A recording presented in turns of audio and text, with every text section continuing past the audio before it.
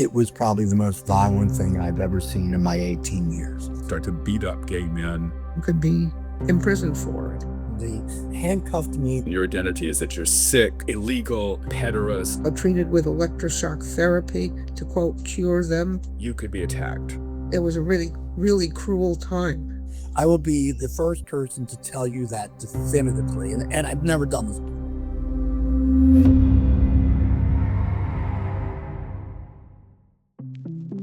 On est en juin, et comme chaque année, la marche des fiertés va défiler dans de nombreuses villes à travers le monde, portée par ses couleurs, sa musique et ses revendications.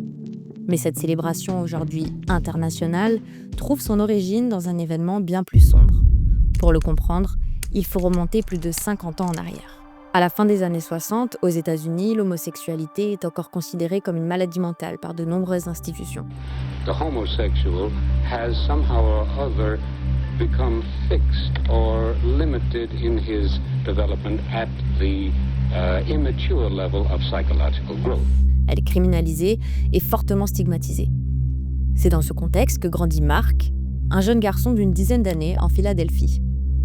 Growing up in the 1950s, our community was absolutely invisible. Think about that. I'm growing up and I see no LGBT people as role models. It was illegal to put us on TV or radio or anywhere. When I realized who I was, and I knew for some reason I couldn't ask my friends or my parents, I went to the library. The only books that I found was about only five books about LGBT community in public libraries. First one I found was in the psychological department, and I found out that I was psychologically unsound. Then I saw one in the law and order area, and I found out that I was illegal. Then I went to religious section. I found out I was immoral and would be going to hell. So, and I'm not very good for a 12 or 13-year-old kid to think that these things are who you are. À cette époque, les personnes soupçonnées d'être homosexuelles peuvent être fichées par la police ou perdre leur emploi. Et dans de nombreux États, deux personnes du même sexe peuvent être arrêtées simplement pour avoir dansé ensemble ou s'être montré de l'affection en public. Alors forcément, les lieux de rencontre sont rares, mais il en existe quelques-uns à New York. Et beaucoup sont contrôlés par la mafia, qui profite de cette marginalisation pour exploiter des établissements clandestins. Parmi eux, il y a le Stonewall Inn, un bar modeste et mal entretenu situé à Greenwich Village. Et c'est là que Mark, qui a déménagé à New York et qui a désormais 18 ans, a pris l'habitude de sortir avec ses amis. It was the only place that people like us could go and hold hands, dance. Now, what 18-year-old kid doesn't want to dance? And maybe hug, kiss, what have you. And it was totally illegal. In the state of New York, in 1969, if you served an alcohol beverage to a homosexual, you could lose your liquor license and be put out of business. And therefore, it was mafia-owned, it was dirty, it was watered-down drinks. They saw it as a way to literally make money off of a group of oppressed people. But for us, what it guaranteed was safety inside, with the exception of that night. Le 28 juin 1969, le maire de New York qui souhaite se faire réélire cherche à rendre visible sa fermeté face aux désordres moraux. Une descente de police est organisée au Stonewall Inn, les agents pénètrent dans le bar, contrôlent les clients, procèdent à des arrestations et tentent de disperser la foule. Lights blinked on and off. I asked the person next to me, what does this mean? They said casually, oh, just another raid. Usually there was a deal between the police and the mafia where they would come in, take some money and leave. It was very simple, very orderly, but not that night. That night they barged through the front doors. That night they started destroying the bar. That night they took bottles of liquor and threw them at people. That night they took people and threw them up against the wall.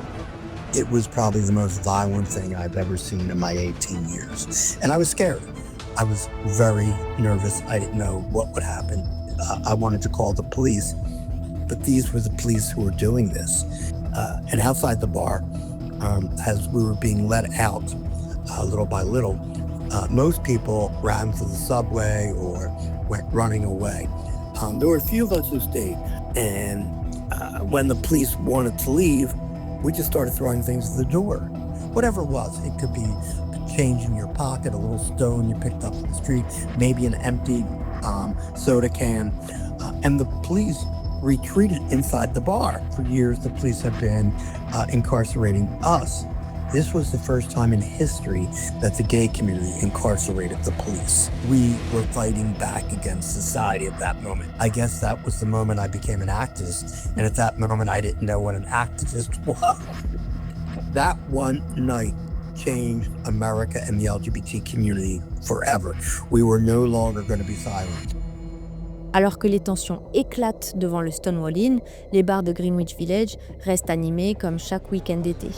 Le quartier, en pleine effervescence culturelle, est rempli de jeunes venus profiter de la vie nocturne. Et parmi eux, il y a Martha et Perry qui sont encore loin d'imaginer l'ampleur de ce qui est en train de se jouer au coin de la rue. I was passing by the Stonewall Inn when the riot happened. I didn't realize what it was. I thought it was an anti-Vietnam War demonstration. And I was escorting two women from out of town, so I couldn't just abandon them and join in or get them involved. So I went home. I was around the corner at a bar called Julius's. The first night of it, some guys basically just rushed into Julius's and they said, this is what it is, the girls are rioting at the Stonewall. And I thought, well, okay, that's no big deal. Things were going on all the time. I used to go to the Stonewall a lot. So, I understood when they met the queens of the Stonewall, they weren't taking the shit that happened to you at the Stonewall. My feeling was, okay, that made complete sense.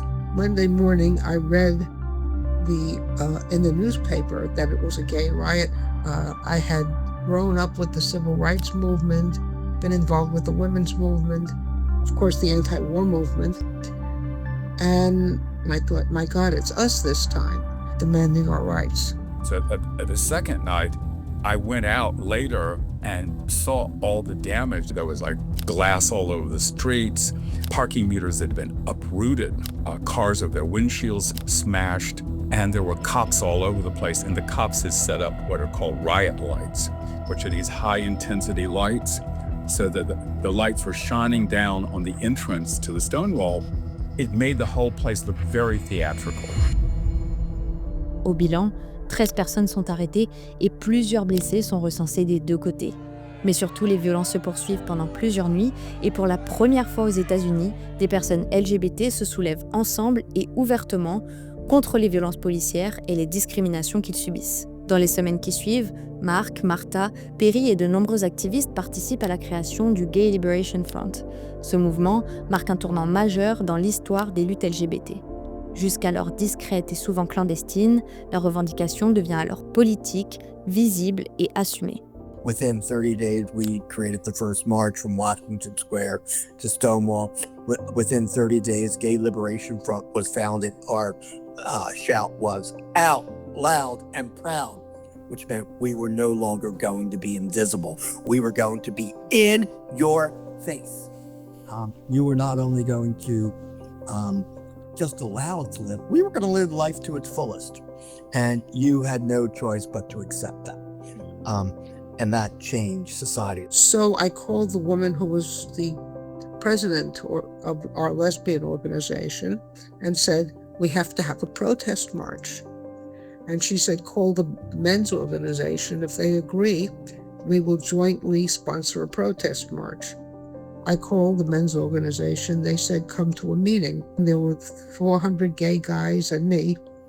And I proposed a protest march. And the guy who was president of the men's organization said, how many people here are in favor of a protest march? Every hand went up. So he said, those people who want to organize it, meet in the corner of the room after the main meeting. This was exactly 1 week after Stonewall. We're all sitting around drinking beer, it's hot. And the Northern Vietnamese had a military organization called the National Liberation Front of, North Vietnam. And we were all supporting it. So the words Gay Liberation Front came out. And I said, yes, that's it. We're the Gay Liberation Front. That's how we started. Un mois après les émeutes, le Gay Liberation Front organise une première marche militante encore bien loin des prides actuels. Il ne s'agit pas encore d'une célébration, mais d'une manifestation profondément politique, marquée par la colère, le refus des violences policières, mais aussi la peur, parce qu'à l'époque, défiler à visage découvert, ça reste un acte risqué. There was no floats and commercials or anything. It was just a bunch of people. According to the undercover policeman's report, which I found recently, there were about 400 of us. According to the newspaper report, there were about 500 of us. And we marched around Greenwich Village, which, if you're not familiar with the area, is in lower Manhattan, and ended up in a small park across the street from the Stonewall Inn. And there was a water fountain there. Marty Robinson, who was a member of the Gay Men's Organization, the Managing Society, jumped up on top of the water fountain and made a speech. We had planned on this. And then I jumped up and made a speech. I have no recollection of what either of us said, except at the end, when I looked around and I saw all these faces and people looking up. And I said, okay, we're not going to have another riot today. We are going to go home in peace. But this is not the end. This is just the beginning. We will be back. But this was the first protest march of its kind. Un an jour pour jour après les émeutes du Stonewall Inn, une nouvelle marche est organisée à New York en mémoire des événements. Plusieurs milliers de personnes défilent dans les rues de la ville et l'événement marquera véritablement la naissance de ce qu'on appellera par la suite la Pride ou la Marche des Fiertés. Gay Pride, Gay Liberation, traduisons, soyons fiers d'en être, libérons-nous. Soyons fiers d'en être, homosexuels. Two of my favorite people in this period were Craig Rodwell and a woman named Ellen Broidy. Craig had this idea that we should do a march to celebrate the first anniversary of the uprising. And it was not going to be a parade, it was going to be an act of genuine rebellion to show that gay people could openly march in the daytime together, which had never happened, ever. Anybody who felt proud of who they were and was willing to be out was invited to march. We didn't care what your political persuasion was. We didn't care what your religion was. And so we had this idea that the march would be a culmination of a week of workshops and dances, dinners every night. We would put together like a housing committee so that when people came from out of town, they could, sleep on our couches. We put together a food committee. We did a news release, a press release, and sent it out to all the media we could, and certainly in New York and through a lot of the East Coast and, even national news. No corporation would sponsor us because, of course, we were still considered the immorals in society. So that was never an issue. And the police, up until the last minute, wouldn't even give us a permit. And our decision was whether they gave us a permit or not. We were marching. Fuck the police, was our feeling at the time. But the cops came out. They couldn't believe all these queers were out there openly in the daylight. And we started the march up 6th Avenue. I was at the head of the march because GLF was at the head of the march. And I looked back and I just couldn't believe it. I mean, I had chills up my spine that there were so many people in this march. The exact number was never really counted, but some people said there were 3,000, some people said there were as many as 5,000, but you couldn't see the end of the march.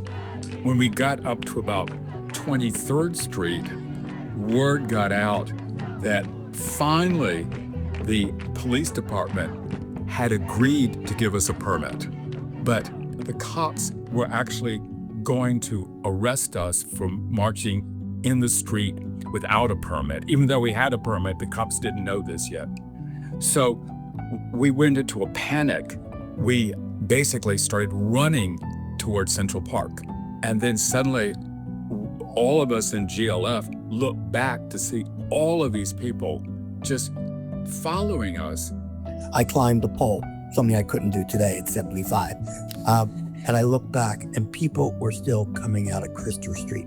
And I got chills down my back, probably like I will never have again.